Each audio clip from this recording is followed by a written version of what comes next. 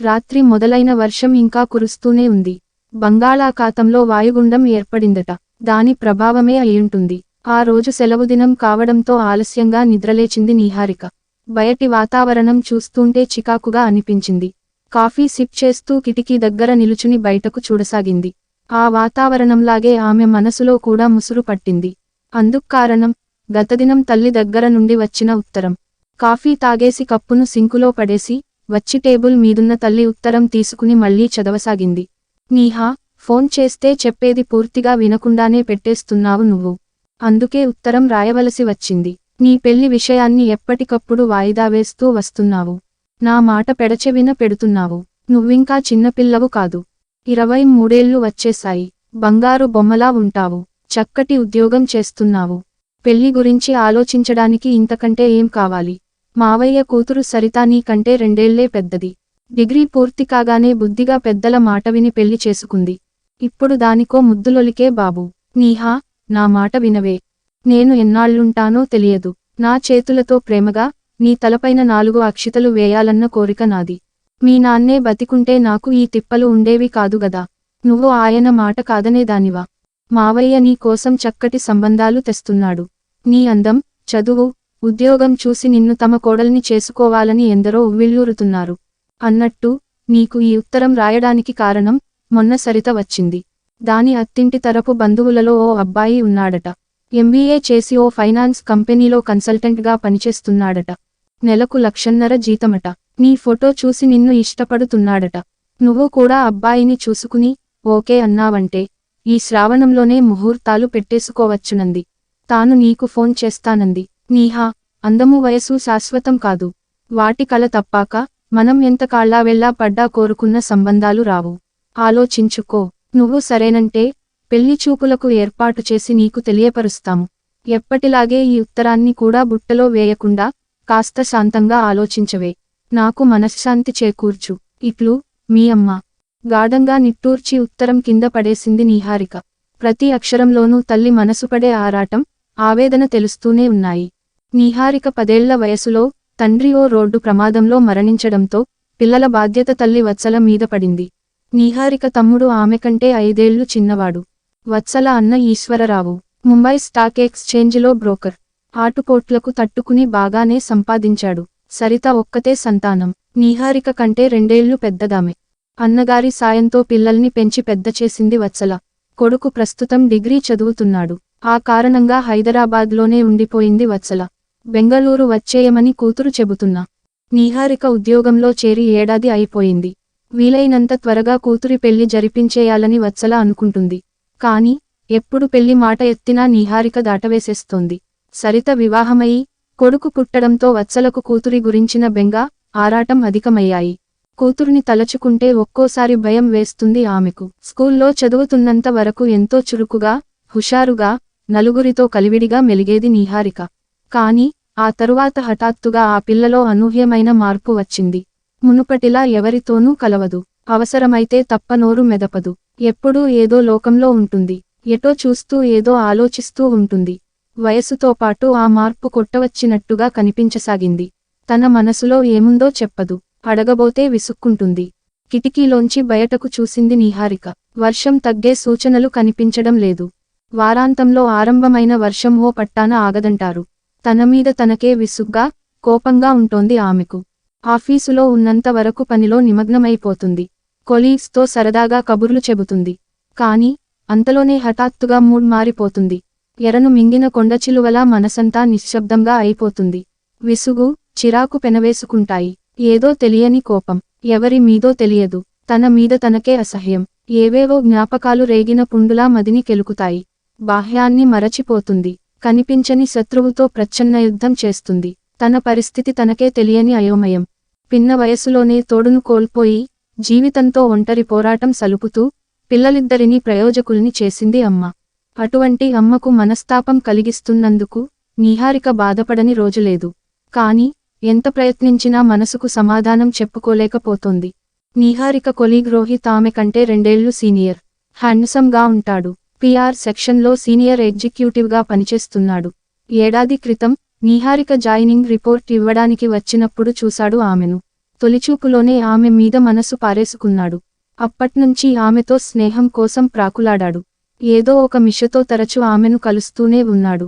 తన మదిలోని మాటను ఆమెకు చెప్పాలని ప్రయత్నిస్తూనే ఉన్నాడు. కాని ధైర్యం చాలడం లేదు.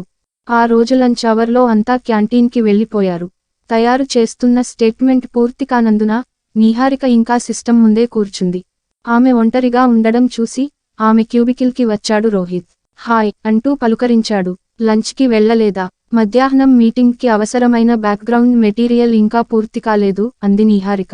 ఓ క్షణం తటపటాయించి అన్నాడతను. నీహారిక, నిప్పును కప్పిన దుప్పటిలా అయిపోతోంది నా మనసు. ఇక నా వల్ల కాదు. అతని ఉపమానానికి నవ్వు వచ్చింది ఆమెకు. లోపలే అంచేసుకుంది. తొలిచూపులోనే నా మనసును దోచుకున్నావు నువ్వు. మనం పెళ్లి చేసుకుందాం. నువ్వు ఓకే అంటే వెళ్ళి మీ పెద్దల్ని కలుస్తాను. నీలాల కనులను వెడల్పు చేసుకుని అతని వంక ఆశ్చర్యంగా చూసింది నీహారిక. కొన్నాళ్లుగా అతని పోకడను గమనిస్తూనే ఉంది. అటువంటిదేదో ఉండవచ్చునని అనుమానంగానే ఉంది. సారీ, ఇప్పట్లో మ్యారేజ్ గురించి ఆలోచించడం లేదు నేను అందామె మెల్లగా. అతని ముఖం కళ తప్పింది. ఓకే, నీకు ఓ తోడు కావాలనిపించినప్పుడు రోహిత్ అనేవాడొకడు నీ కోసం వేచి ఉన్నాడన్న సంగతి మరచిపోవద్దు అన్నాడు. నీహారిక హృదయ తటాకంలో రాయి పడింది. అది కల్లోలపు అలలను రేపింది. పెళ్లి ఊసు అనీజీనెస్కి గురిచేస్తుంది ఆమెను. ఇప్పుడు అదే జరిగింది. మనసు పని మీద లగ్నం కావడం లేదు. లేచి క్యాంటీన్కి బయలుదేరింది. కోల్కత్తా నుండి సరిత ఫోన్ చేసింది. ఆమె భర్త అక్కడ ఓ ప్రైవేట్ కంపెనీలో పనిచేస్తున్నాడు. వదినా, బాబు భలే ముద్దొస్తున్నాడు అంది నీహారిక ఉత్సాహంగా. కొడుకు ఫోటోలను వాట్సాప్లో పంపించింది సరిత. మరి నీ బాబు సంగతో అడిగింది సరిత నవ్వుతూ. నా బాబేమిటి విస్తుపోయింది నీహారిక. అదేనే, పెళ్లి చేసుకుంటే నీకు అలాంటి బుజ్జిగాడొకడు పుడతాడు కదా నవ్వింది సరిత. అది కాదే నీహా, అత్తయ్య నీకు చెప్పే ఉంటుంది. మా అత్తింటి బంధువుల అబ్బాయి ఉన్నాడు. ఈడు జోడు బాగుంటుంది. నీ ఫోటో చూసినప్పట్నుంచి నిన్ను చేసుకోవాలని ఉవ్విళ్ళూరుతున్నాడు. నువ్వు పచ్చజెండా ఊపావంటే ఫ్లైట్లో ఎగిరొచ్చి నీ ముందు వాలతాడు చెప్పింది సరిత.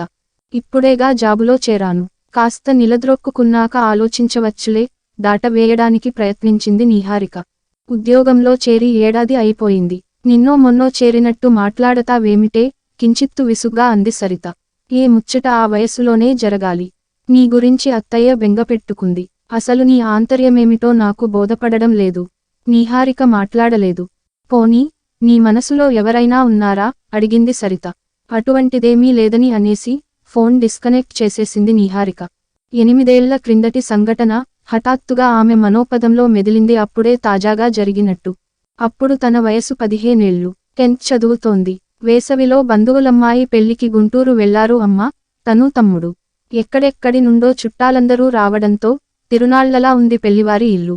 తన వయసు అమ్మాయిలు, అబ్బాయిలు, చిన్నపిల్లలు చాలా మందే ఉండడంతో సందడే సందడి. ఆటల పాటలతో గంటలు నిమిషాలలా గడచిపోయేవి. పెళ్లైపోయింది. పెళ్లి కూతురు భర్తతో వెళ్ళిపోయింది. 3 రోజుల తరువాత తిరిగి వస్తుందట. ఆ తరువాత ఇంకా వేడుకలు ఉంటాయట. అంతవరకు ఉండమన్నారు. కాని నీహా పోటీ పరీక్షలకు ప్రిపేర్ చేసుకోవలసి ఉంది. వీలుపడదు అని చెప్పింది అమ్మ. అది ఆఖరు రాత్రి. మర్నాడే తమ తిరుగు ప్రయాణం. వెళ్ళిపోయిన వాళ్లు వెళ్ళిపోగా మిగిలిన పిల్లలంతా రాత్రి చాలాసేపటి వరకు ఆడుకుని అలసిపోయి ఆదమరచి నిద్రపోయారు. ఆ రాత్రి జరిగిన దుర్ఘటన మదిలో మెదలడంతో ఒళ్ళు జలరించింది నీహారికకు. గుండె వేగం హెచ్చింది. ఒళ్లంతా చెమటలు పోసాయి. ఫ్రిడ్జ్లోంచి వాటర్ బాటిల్ తీసుకుని చల్లటి నీళ్లు గడగడా తాగేసింది. గుండె దడ కొంచెం తగ్గినట్టయింది. అర్ధరాత్రి హఠాత్తుగా మెలకువ వచ్చింది తనకు. గదిలో చీకటిగా ఉంది. మొదట తాను ఎక్కడుందో ఏం జరుగుతోందో తెలియలేదు. ఎవరిదో చేయి తన వక్షాన్ని ఒత్తడం తెలుస్తోంది. తన ఒళ్లంతా తడుముతుండడం తెలుస్తోంది. చేయి తొడల మధ్య కదులుతోంది. తనకు ఏదేదో అయిపోతోంది. అదిరిపడింది తాను. పూర్తి స్పృహలోకి వచ్చిన తనకు ఏం జరుగుతున్నదో గ్రహింపుకు వచ్చింది. లంగా ఓణీ చెదిరిపోయాయి. ఎవరో తన శరీరమంతా తడుముతున్నారు. తొడల నడుమ చేతివ్రేళ్లు చొప్పిస్తున్నారు. ఒళ్లంతా కంపరం పుట్టింది. విభ్రాంతికి గురైన తనకు నోటమ్మట మాట రాలేదు. ఆ చేతుల్ని వదిలించుకోవడానికి విఫల ప్రయత్నం చేసింది. రాత్రి పడుకునే ముందు గ్రుచ్చుకుంటోందని మెల్లోని పెండెంట్ని తీసి పక్కన పెట్టింది. దాన్ని తీసి ఆ వ్యక్తి పైకి విసిరింది. కాలితో తన్నింది. ఎలాగో నోరు పెకల్చుకుని తమ్ముడు అని పిలిచింది. పక్కనే గాఢనిద్రలో ఉన్న తమ్ముడు లేవలేదు కాని ఆ వ్యక్తి తనను వదిలేసి పారిపోయాడు. చివాలున లేచి దుస్తులు సరిచేసుకుంది. చీకట్లో తడుముకుంటూ వెళ్లి స్విచ్ ఆన్ చేసి లైట్ వెలిగించింది.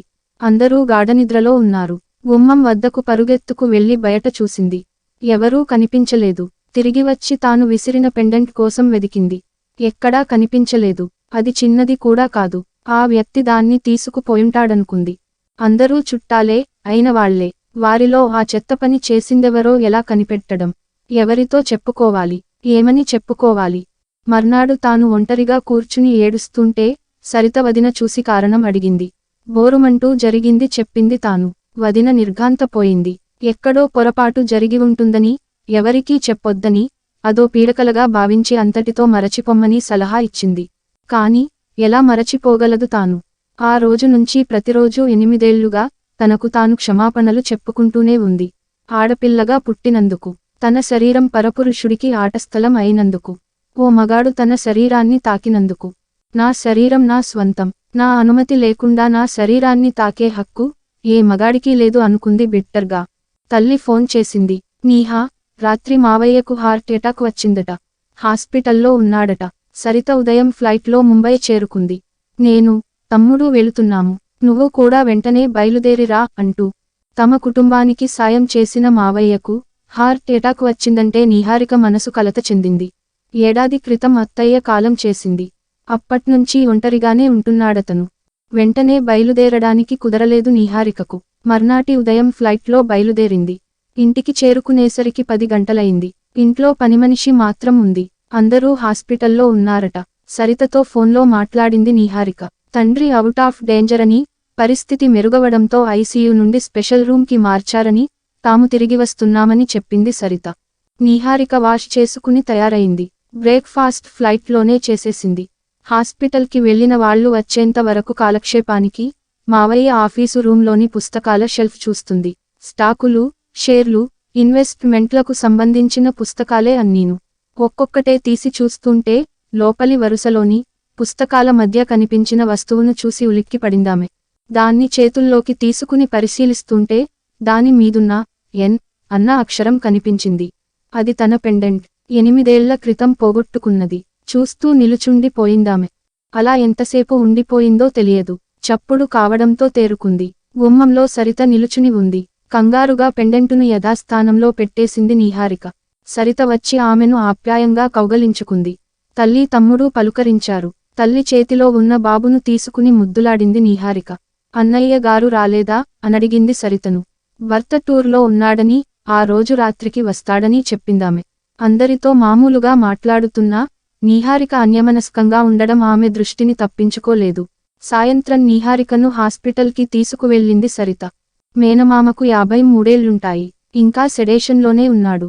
నోటికి, ముక్కుకు, చేతులకు ట్యూబ్స్ ఉన్నాయి. ఆక్సిజన్ పెట్టారు. అతనివంక నిస్తేజంగా చూసింది నీహారిక. ఎందుకు మావయ్యా, ఎందుకు చేశావో ఆ పని? చిన్నప్పుడు నీ ఒళ్ళో ఆడుకున్నదాన్ని, నీ కూతురు లాంటి దాన్ని, నీకు నా లాంటి ఓ కూతురు ఉందన్న సంగతి ఎలా మరచిపోయావు మావయ్య? ఆ పని చేసింది నువ్వేననుకుంటే నాకు చచ్చిపోవాలనిపిస్తోంది అని ఆమె మనసు అంది. కాసేపటి తరువాత సరితా వెళదామా అనడంతో తలూపింది. గదిలోంచి బయటకు నడచారిద్దరు. 4 అడుగులు వేశాక, నీహా, నువ్వు నడుస్తూ ఉండు, ఇప్పుడే వస్తాను అని చెప్పి తిరిగి గదిలోకి వెళ్ళింది సరిత. ఓ క్షణం కోమాలో ఉన్న తండ్రివంక తదేకంగా చూసింది. నాన్నా, ఇందాక నీహా నీ అలమరలోంచి తీసిన పెండెంట్ని చూసేంతవరకు దాని స్థితికి కారణం నువ్వేనన్న నిజం ఎరుగను నేను. ఎందుకు చేశావు నాన్నా ఆ పని అంటుంటే ఆమె కన్నుల వెంట నీళ్లు జలజలా రాలాయి. ఆడపిల్ల ఎవరైనా ఒకటే నాన్నా, నీహా కూడా నీ కూతురిలాంటిదే కదా. ఇంకెందరూ అమ్మాయిలు బలై ఉంటారో తలచుకుంటేనే ఒళ్లంతా గగురు పొడుస్తోంది. ఆడపిల్లల పట్ల ఎవరు అనుచితంగా ప్రవర్తించినా క్షమార్హులు కారు. కన్న తండ్రైనా సరే. నన్ను క్షమించు అంటూ చేతులు జోడించి ఆక్సిజన్ ట్యూబ్ని తొలగించి బరువెక్కిన హృదయంతో బయటకు నడచింది.